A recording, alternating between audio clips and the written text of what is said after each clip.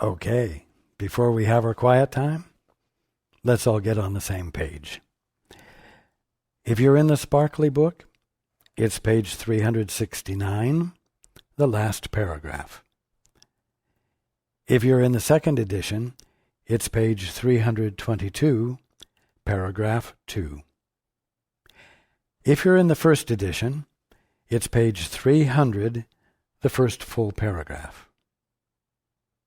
If you're reading from the JCIM, it's page 155, the second full paragraph. And if you're reading from the CIMS edition, it is page 311, paragraph 86. Okay, let's take a few moments to be quiet together.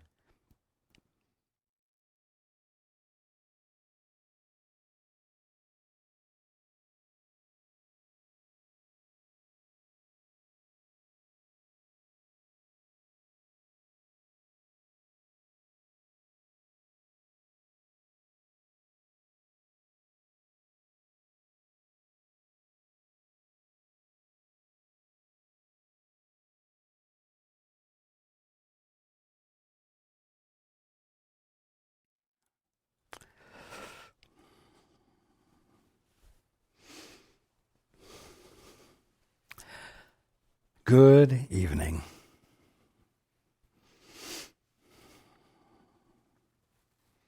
And welcome to everyone who's joining us on the internet.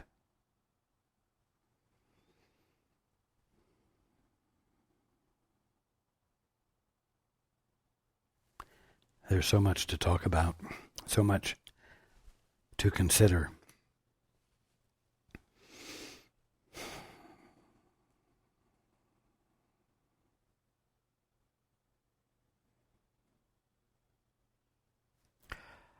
A sign outside a church said, "If you want to find your way home, use GPS. God's plan for salvation." That is what the sign said. And we've been talking about God's plan for salvation, haven't we? For quite a few weeks. We've been talking about the holy instant and special relationships, the holy instant and the laws of God, the holy instant and communication, and the holy instant and real relationships. And all of those were preceded by practicing the holy instant. The holy instant, simply put, is God's plan for salvation.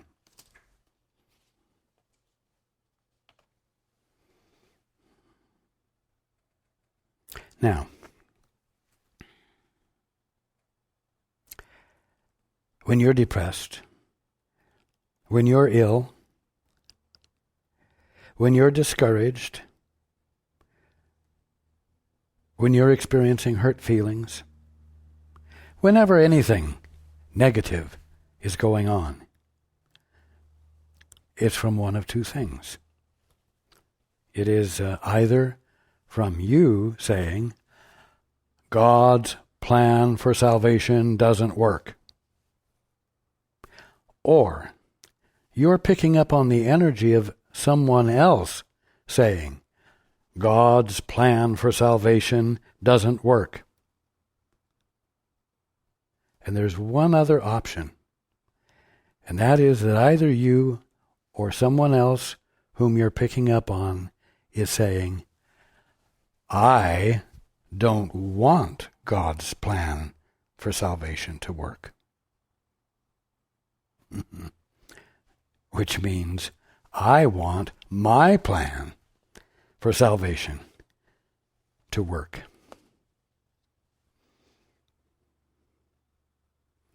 Now, mind you, none of those things create a good feeling. None of those things allow for peace to emerge, or for love and joy to emerge from the peace, and provide the environment in which a sudden shift of perception can occur. Those things simply cannot happen.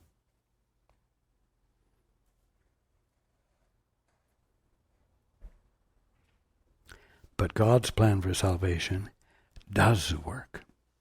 And God's plan for salvation is guaranteed to work.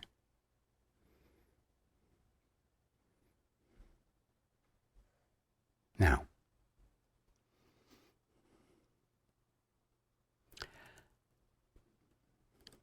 there should be a cartoon drawn that shows a view of hell with flames, brimstone, and thousands of souls crying and whining and moaning and talking about their distress and the unfairness of it all, and talking story and never ending grumbling. And on a pinnacle overlooking all of this stands Jesus. And the caption says, if you want to get out of hell, the first thing you must do is shut up.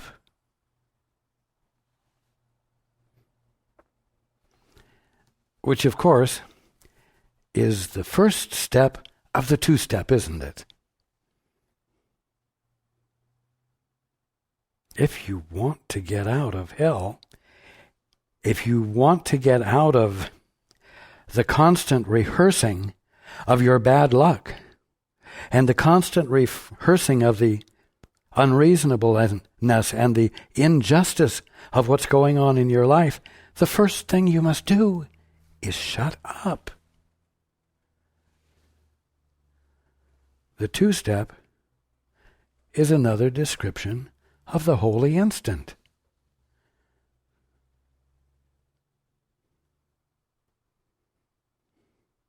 You can't hear God when you're talking. You can't hear anything else when you're talking and complaining.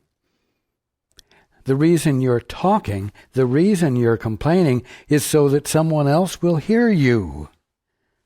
So you're not interested in listening. You're interested in someone else listening. You're interested in occupying someone else's mind and attention with your story, with your distress, with how terrible it is in hell, and the fact that God's plan for salvation doesn't work, so therefore you are eternally stuck in hell. Right? But there is a way out. There's a way out of the hell that's called the human condition.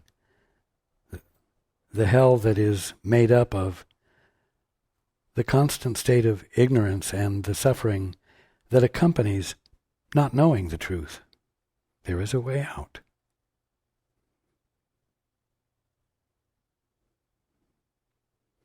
It requires you to utilize the holy instant. It requires you to get what you want to say out of the picture.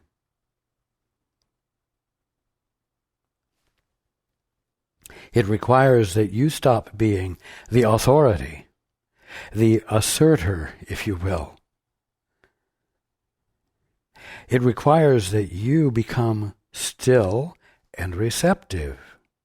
It requires you to bring yourself into the quietness which will always bring your attention to the instant you're in, free of the past, free of the future. The holy instant. Because your mind, because you are the state of attention itself, when you bring yourself into the quietness of the present, you are a natural presence of curiosity, an invitation to know something. And since you are not determining what it is that you must know, that simple, pure attention, that simple, pure presence of curiosity will constitute a prayer. I want to know. I want to know.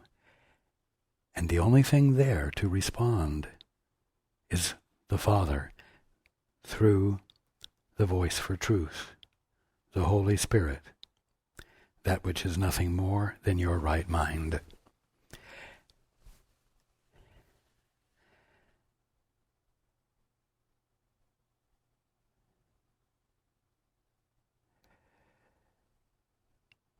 Now, we've talked at length about this for a number of weeks.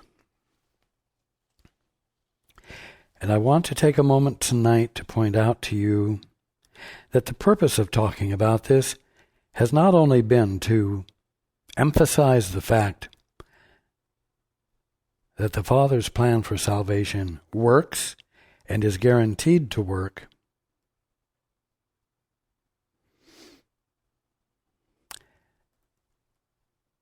the goal of the plan for salvation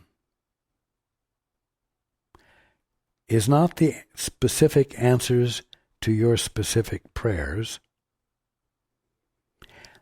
but is to bring you back into your right mind, to bring you to that place of inquiry within yourself of the Holy Spirit, which is nothing more than your right mind. That which, when it responds to you, is your right mind connecting you in your very private sense of a small mind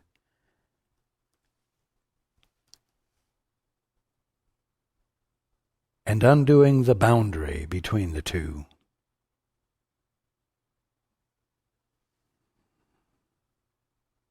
Which allows the influx of the Father's perspective. And when you find that state of being to be more important to you than anything else, a right mind and a wrong mind disappear. Your right mind, the Holy Spirit, and the little separated off part of that mind, which you've claimed to be the entirety of you, which has been designated as the ego, those two things cease to be two things because the boundary, the artificial boundary, separating off a small part of what you are in your entirety, has dissolved, and unity, wholeness, totality has replaced it. The integrity and wholeness of you that is in no way different from the mind of God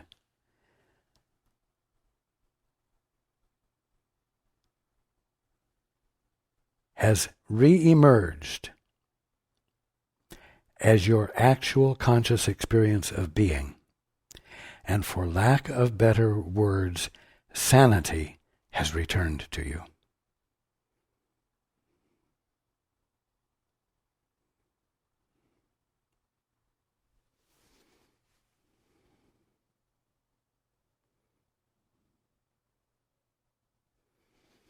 Now, the point of all of it is not to get a leg up on the human condition, not to have a way to make the human condition improve, although that will happen. The point of it all is to no longer be crazy, if I may be blunt. is to no longer be experiencing distortions and thinking that what you're experiencing is actual, real, orderly, and the stuff of life, which somehow you have a way of imagining that God created that way, so that you're completely at peace with an experience of stress, of sin, disease, death, suffering. You see? So,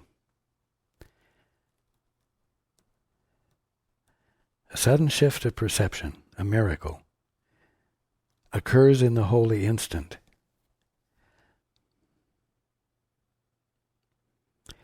And at the bottom line, the sudden shift of perception that is the point of it all is you experiencing the healing of insanity. You coming fully back into your right mind, your inseparable oneness with God, where every aspect of you reflects an intent, that intent being, Thy will be done, God, Father.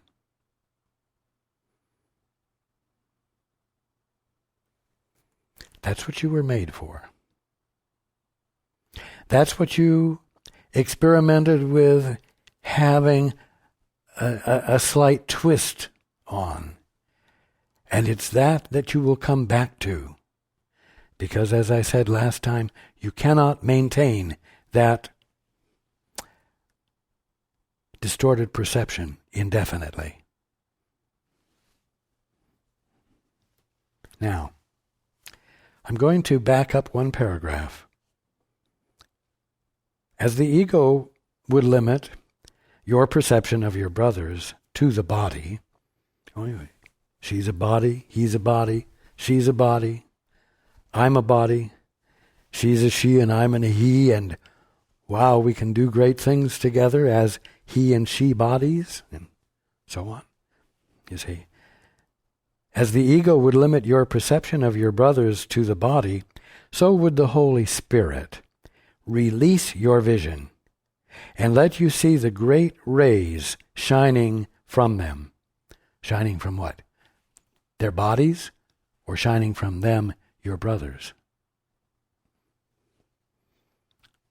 The illumination of the great rays is the illumination emanating from your brothers and sisters, the presence of God called you and your brothers and sisters. Again, as the ego would limit your perception of your brothers to the body, so would the Holy Spirit, that which is nothing but your right mind that intends for you to regain your sanity, so would the Holy Spirit accomplish this by releasing your vision and let you see the great rays shining from them, so unlimited that they reach to God. It is this shift in vision which is accomplished in the holy instant. The holy instant is God's plan for salvation. Yet it is needful for you to learn just what this shift entails, so you will become willing to make it permanent, to make commitment to it. Given this willingness, it will not leave you, for it is permanent, you see.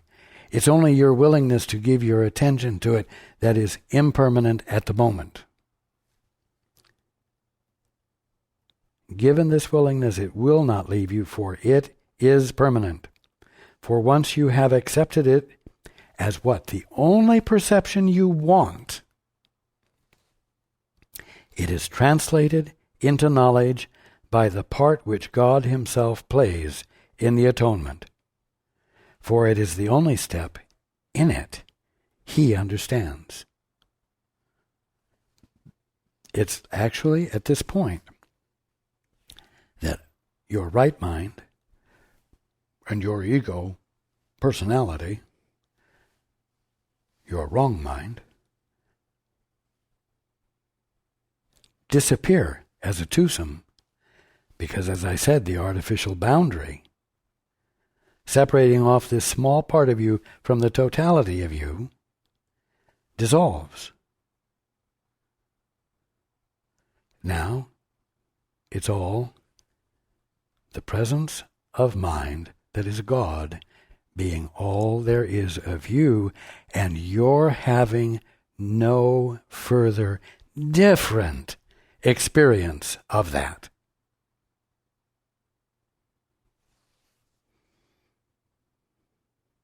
Therefore, in this, there will be no delay when you are ready for it. God is ready now, but you are not. Now, continuing, our task is but to continue as fast as possible the necessary process of looking straight at all the interference and seeing it exactly as it is.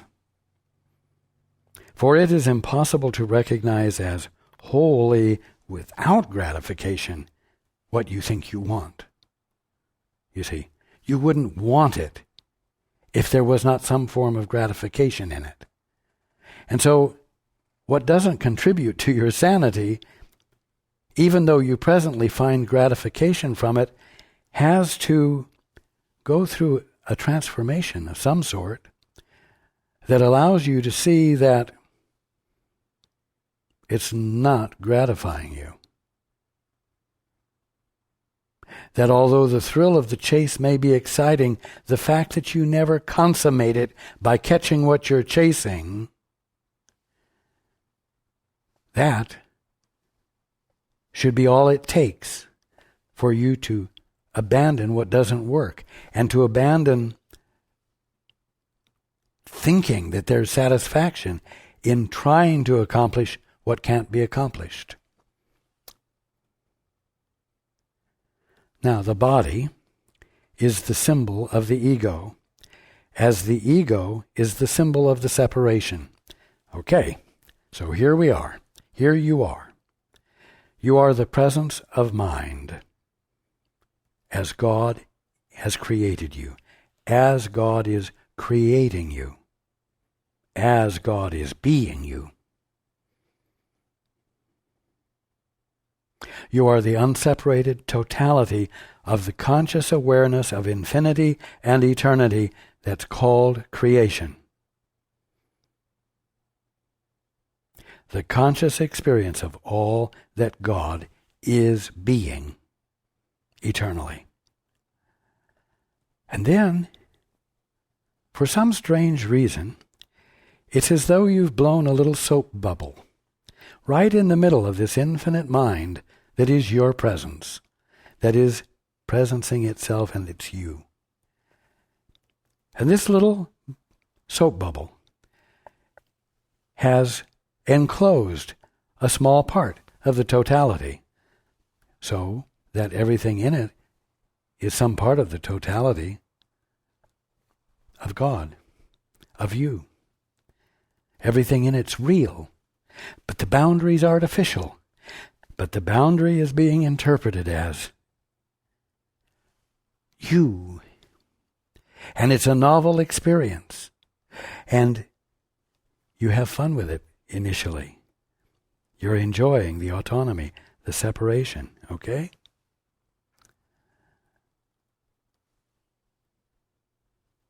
This part of the infinity of you that is enclosed in this very delicate bubble that has no strength really to maintain itself.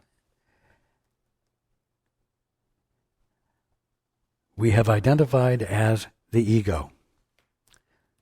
So, the separation, which really means that a flimsy surface, a sphere, has enclosed a part of the infinity of you. It becomes the symbol of separation. And then, from that tiny vantage point, something that hadn't been important on its own before suddenly has become important, and it's what you call your body. And so, the body is the symbol of the ego, as the ego is the symbol of the separation, you see? And both are nothing more than attempts to limit communication, and thereby to make it impossible. Well, communication. Communication with what? Communication with the whole of you. Because, you know what? That which God created, called you, is that infinite awareness that God is. And God's self-expression is infinite. And so there is the brotherhood.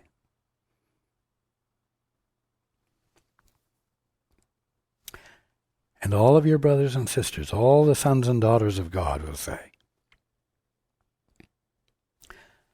are present in this infinite mind that is God, that is creation, that is your conscious experience of being.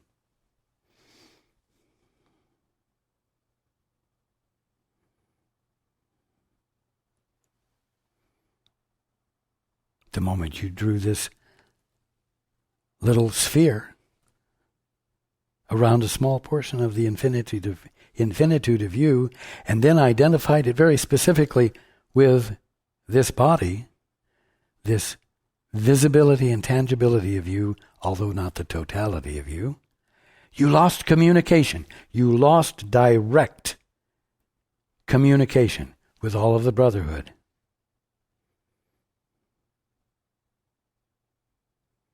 And I've described this before in a helpful way.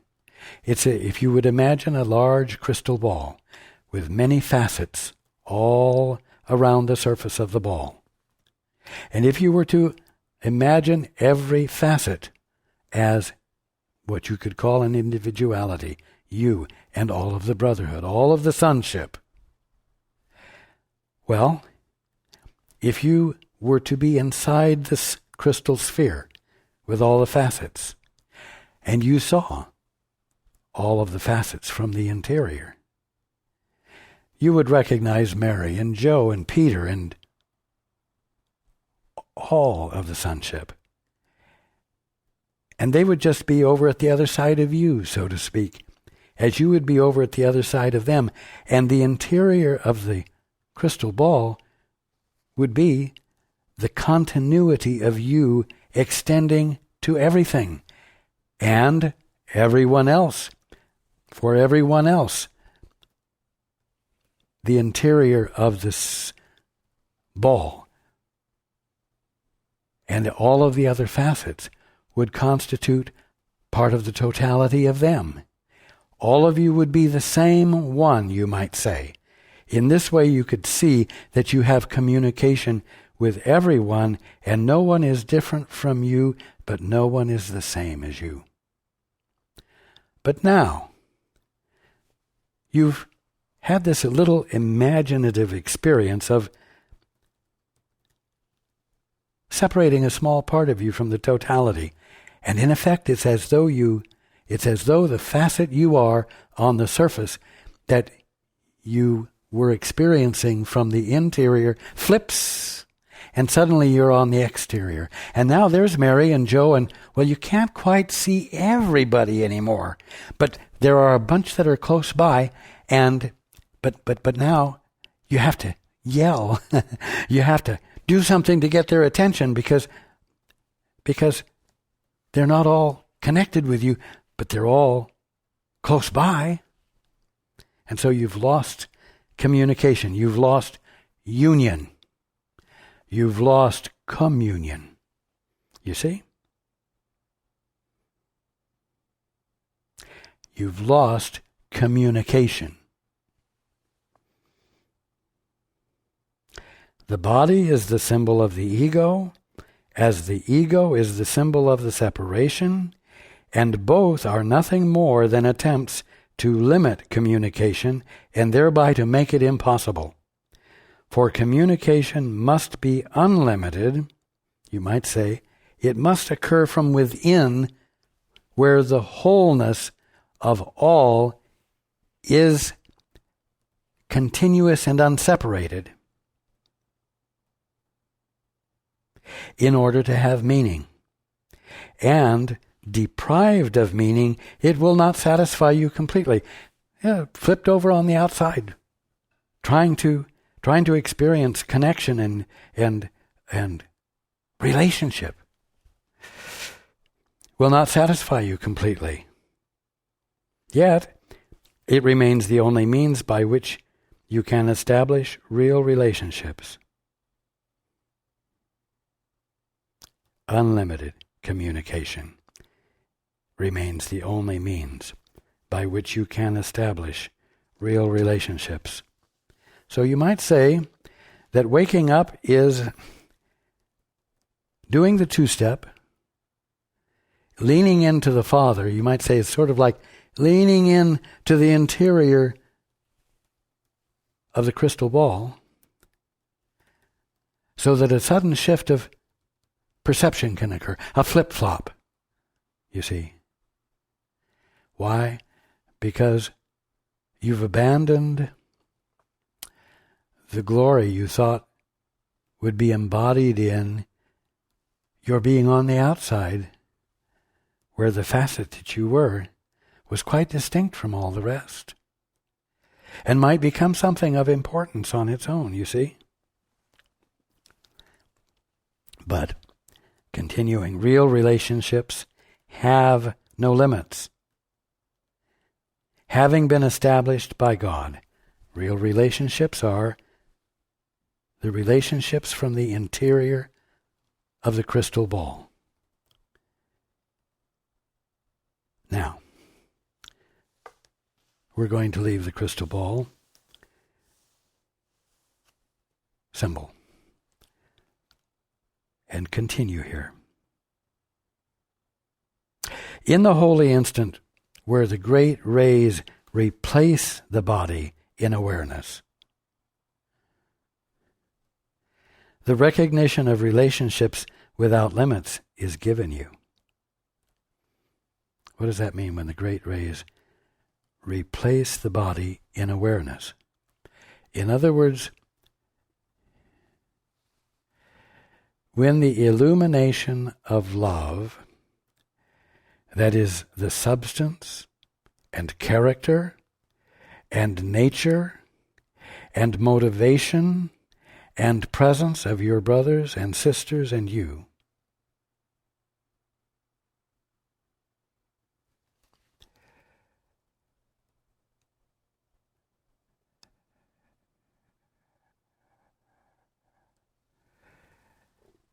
when they replace the body in terms of importance,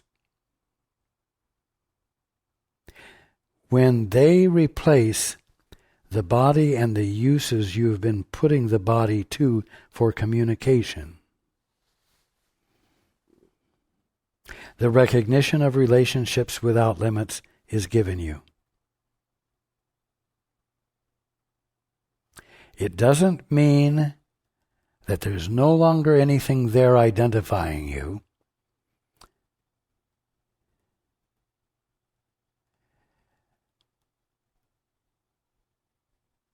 It means that the meaning of body has shifted from a limited means of communication to an effulgence of love that reaches all the way to the Father, completing the circle of communion, of communication, of making one a wholeness out of what had been two.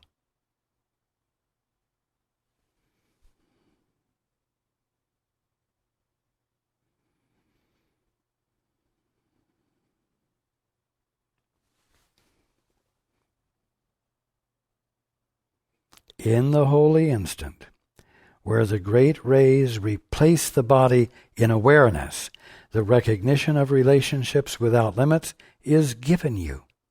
Sudden shift of perception. A whole new way of being with each other. Where the meanings of being with each other are new, not usury, not stemming from smallness, defense, self-protection,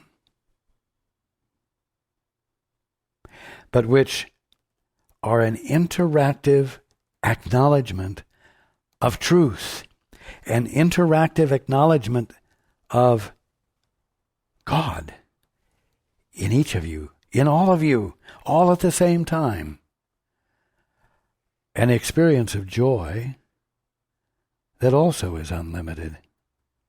An experience of joy that you feel but is shared by all of the sonship. And then their joy that they are sharing with you gets shared back with you, so that the joy becomes a movement of love spreading through the sonship, engulfing it in its wholeness, in its totality. It's a new experience. Far more meaningful than what you've been experiencing while thinking that you're just bodies communicating to each other through bodies. But to see this, it is necessary to give up every use the ego has for the body and to accept the fact that the ego has no purpose you would share with it. You see? Here's where you have to arrive at discovering that what you want isn't what you want. Because what you have wanted is this chase after the carrot that can't ever be accomplished or consummated.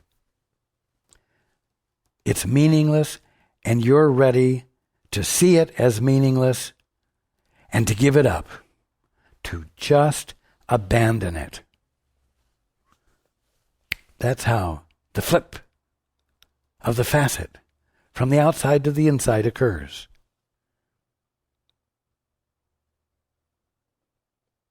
For the ego would limit everyone to a body for its purposes, and while you think it has a purpose, you will choose to utilize the means by which it tries to turn its purpose into accomplishment, which is to continue running after that carrot forever,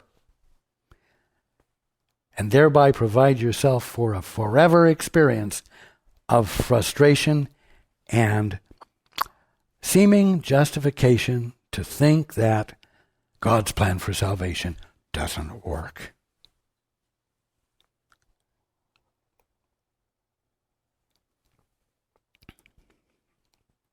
The learning here is you arriving at a point where you're willing to look straight at exactly what is happening and not gloss it over with imagination, so that you say, hey, I've been chasing this carrot for my whole life, and I've thought it was getting me somewhere, but if I'm going to be honest with myself, it hasn't gotten me where I thought it was going to get me, and therefore I'm going to give up on that, and I'm going to try God's plan for salvation.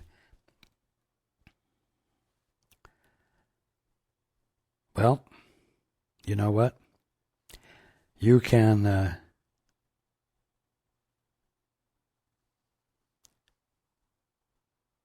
practice the holy instant. And maybe because there's residual reluctance to believe that what it represents can be true, you don't experience it. And then you seem to have justification for saying, but God's plan for salvation doesn't work. Well, I'm here to tell you that it does, and that it is guaranteed to work, and that if you have a seeming incapacity to believe that it works, you have to persist in the face of it. Now, you know what?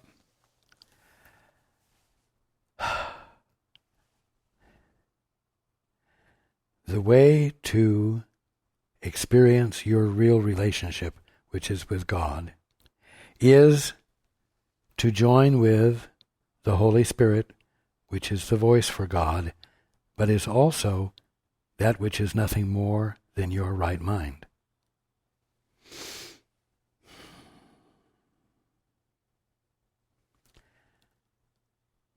And you say, "Well, I can't hear my guide." The Holy and the Father's, God's plan for salvation doesn't work. I can't hear my guide. Well, you know what? You may wait from week to week to hear Paul let me speak, so to speak, as a substitute for hearing your guide. But you know what? More than the information that I lovingly share with you every week, you are seeing a demonstration of the fact that the two-step works. You are seeing a demonstration of the fact that the holy instant works. You're seeing a demonstration of the fact that God's plan for salvation works, even though Paul hasn't made total commitment yet. The point is that when you say, in so many words, that the only way back home that you've been told about, which is to connect with your guide, which is the Holy Spirit,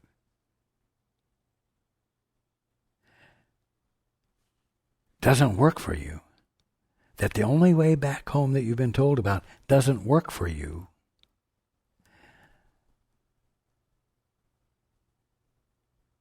you're creating a false learning for yourself and delaying the inevitable. You could call it a learning failure. Don't do it. You think Paul just one moment said, "I want to talk to my guide. Are you there?" And I was there.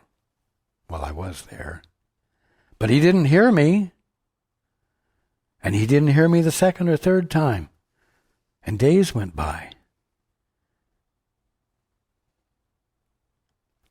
The only reason he heard me was because he persisted. And he finally arrived at a point where his listening wasn't conditional. In other words, he wasn't saying, "If you speak to me tonight, I will listen." Or, "If you speak to me within the next 2 weeks, I will continue to listen. But I'm not going to do this forever." He tried that.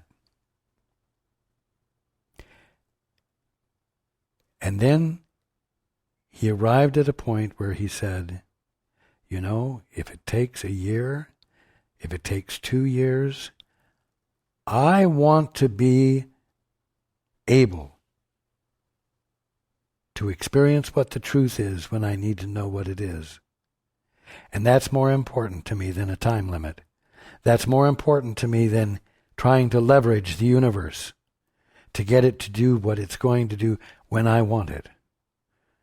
And so he started sitting down to listen with resolve. Not force, not willfulness, but with an absence of impatience. And you're going to have to do the same thing because it's the only way home. If you want to get out of hell, the first thing you're going to have to do is shut up. There ain't no other way. And it is a very direct route. But you're used to complaining.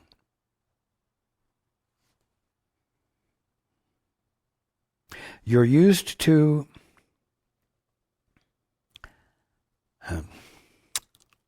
what might be called an orphanage welfare system, where the worse your need is, the more help you get, and the less need there is for you to do anything to upset the status quo, you see.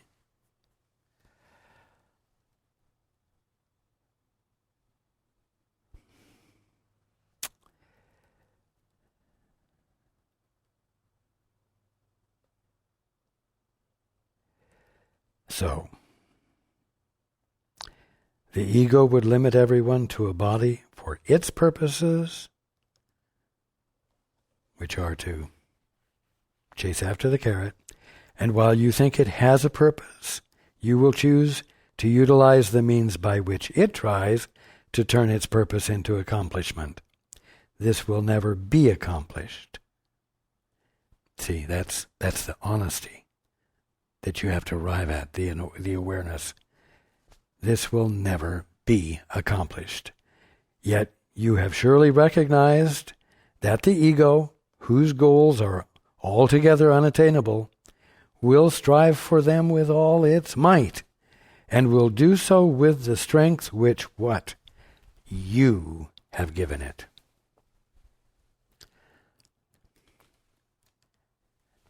You know what? The capacity to have an intent that exists inside the bubble that's floating around in the middle of the infinity of you is the same intent that's outside of it. You, the Holy Son of God, express an intent with all of the power of the Holy Son of God.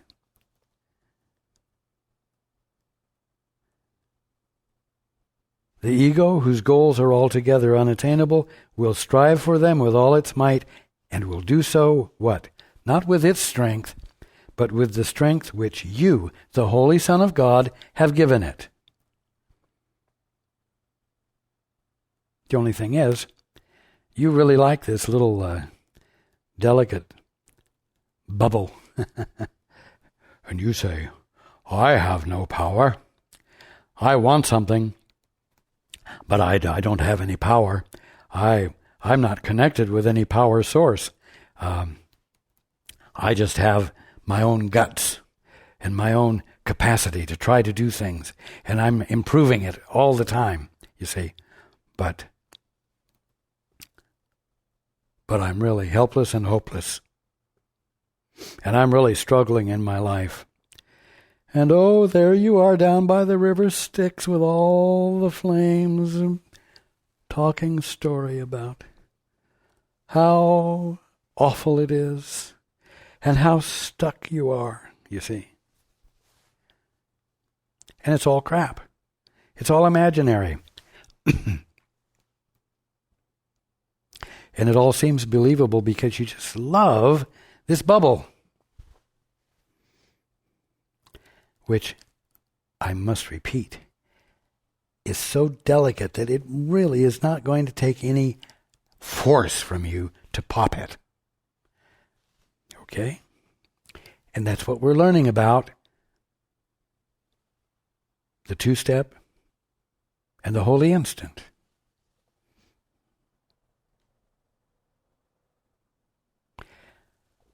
It is impossible to divide your strength between heaven and hell, God and the ego, and release your power unto creation, which is the only purpose for which it was given you. You see? You can't split up your attention and give your full attention to two different things at the same time.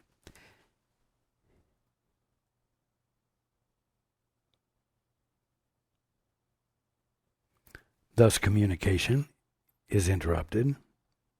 Thus wholeness is unavailable to you as an experience. Thus, sin, disease, and death, and suffering, and stories to tell as you burn, occupy your time, and you willingly let it. But you don't have to, and it's not appropriate, and it doesn't work, and that's where you need to become honest. So that you dare to go through your day tomorrow or today willing to see things new, willing to let the bubble pop.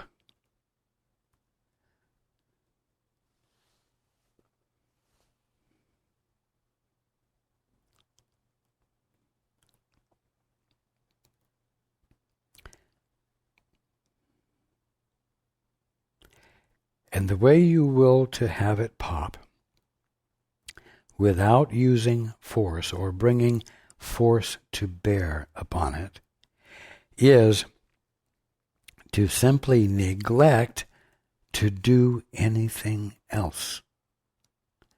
You see? Simply neglect to do anything else. In other words, shut up. Shutting up brings you into quietness. Shutting up brings you into quietness that is peace. Shutting up brings you into quietness, which is peace, which is the now, which is the instant in which the attention that you are, because you are mind, constitutes an unwillful desire that allows the Father to answer, that allows the Holy Spirit to answer and pop the bubble, and bring back into oneness that which always had been one, except for this little flimsy bubble that looked like it separated this part from the big part.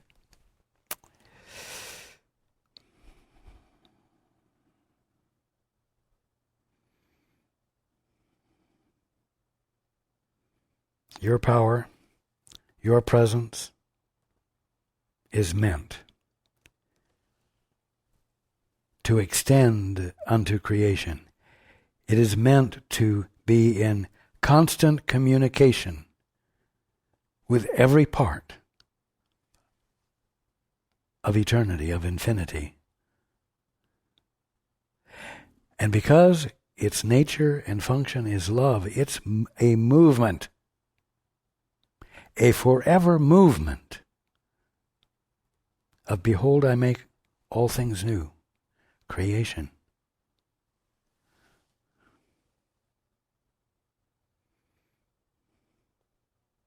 Love would always give increase.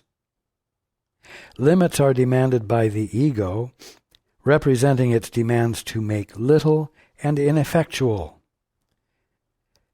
Limit your vision of a brother to his body, which you will do as long as you would not release him from it, and you have denied his gift to you.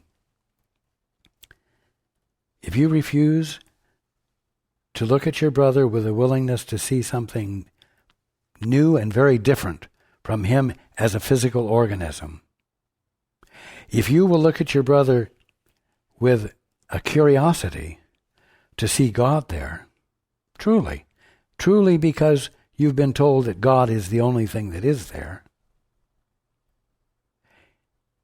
and you release him from your expectation that he will behave like the body you always thought he was. What's happened? You've provided the environment in which an influx of revelation can occur that will help you see your brother through the Holy Spirit's eyes, through the eyes of your right mind. And that recognition about your brother will tell you that it's the truth about you as well. And so the gift you give to him, you get to keep. And you are put in the position of finding that a movement has occurred that you can only identify truly as learning, because you're not where you were just before the holy instant.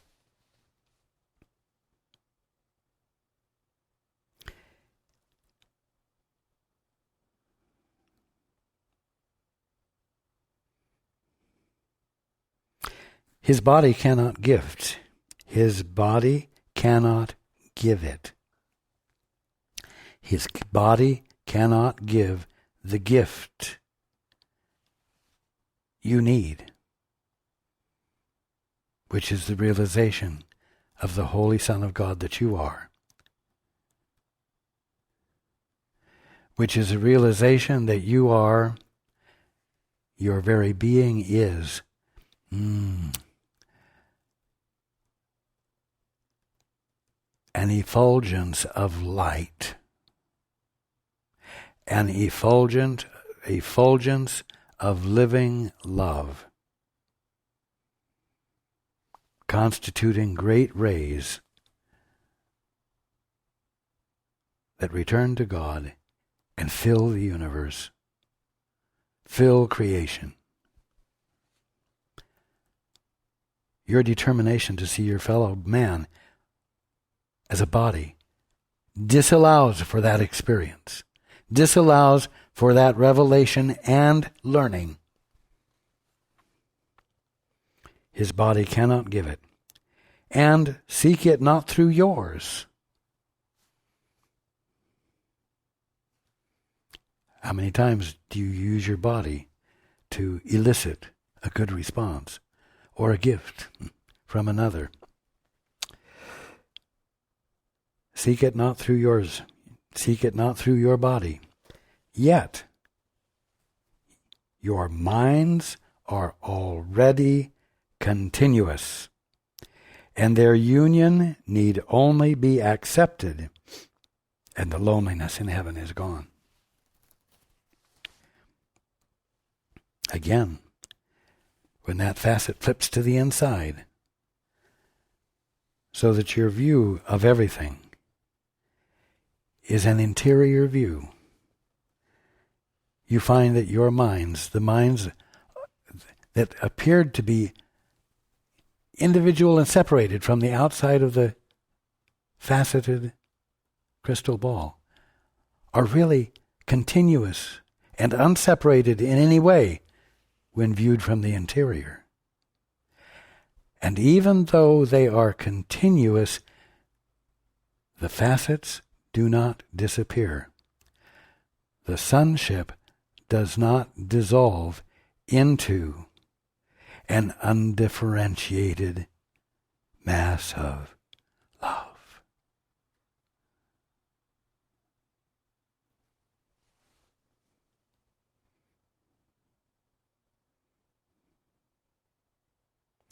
Your minds are already continuous. Right now, when you're not experiencing it all, simply because you're flipped to the outside and you're looking around on the surface.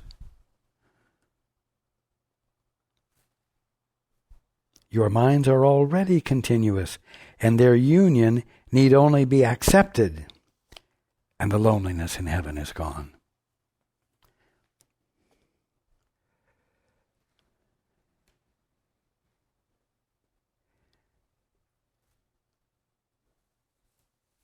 If you would but let the Holy Spirit tell you of the love of God for you, and the need your creations have to be with you forever, you would experience the attraction of the eternal.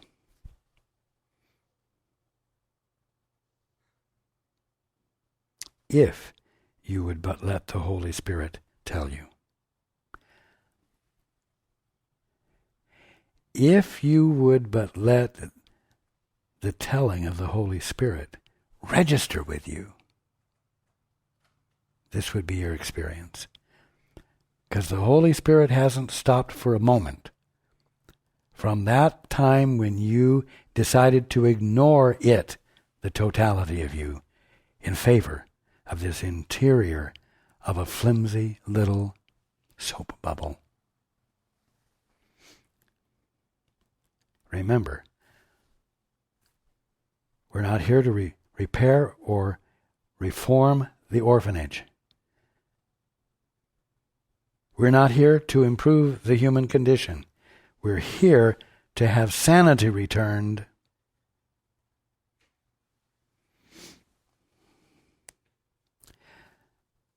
So that the kingdom of heaven is re-recognized as the kingdom of heaven. Because you've decided not to observe it through the lens of private selfhood and independence that cause it to be nothing more than a physical universe, having nothing to do with God, and being holy in no way.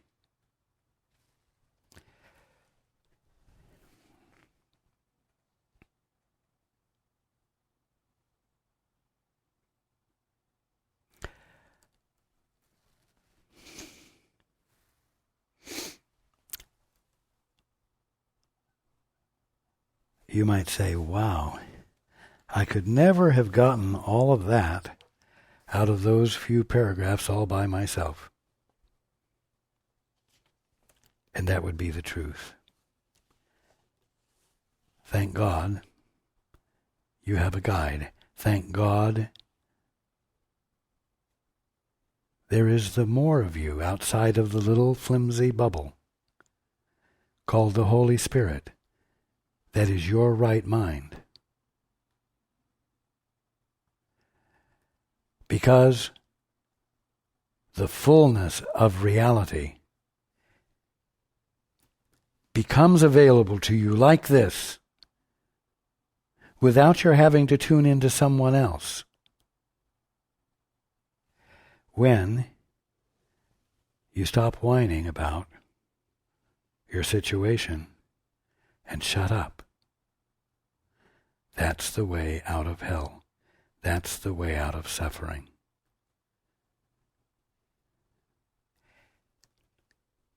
Enjoy shutting up this week, often.